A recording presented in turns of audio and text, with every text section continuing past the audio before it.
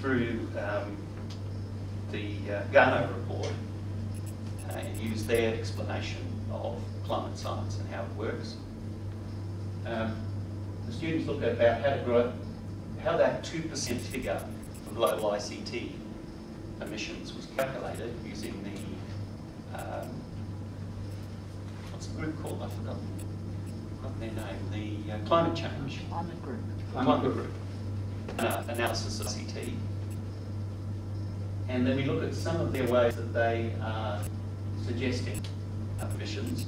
They've got this wonderful term called dematerialisation, which sounds like something out of Star Trek. But what they're talking about is things like, okay, we'll replace this physical business process where trucks go out or we flip forms with a computer-based thing where you type things in the computer. And that will reduce materials use and energy use by replacing the physical activity, online activity. We do the figures in some cases, in fact, computer-based things do not use less energy than the physical ones. And so you still have to do the sums there. You might find that any people form to fill in, put an envelope and mail it to you, generates less greenhouse gases than someone using a web computer system. So you have to check that.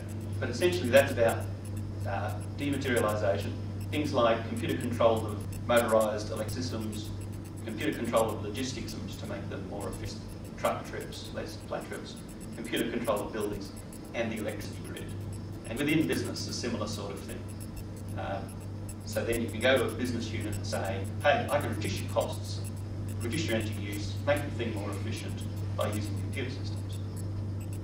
Then there's the energy saving, the data centres and client equipment. And then we look at the European, US and Australian guidance on how to reduce energy use in data centres.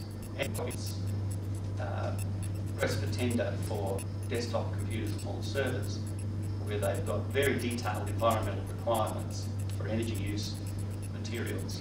It'll be interesting to see how they go. I think that the requirements are so strict that it's going to be hard for companies responding to it. And I think maybe they've overdone it. Some other agencies have used a more relaxed approach.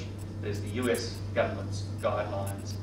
So that's essentially, you want to do the right thing, you want to buy more efficient equipment, exactly what you write in a request for tender to your suppliers to ensure you get that. And the last one, compliance audit. Under legislation in Australia or other countries, the international treaties, organisations are required to measure their CO2. CT organisation is doing the right thing, because computer people are analytical sorts of people. They're told to add up numbers and break down problems in bits. And so I think we'll have a quite auditing process that's used.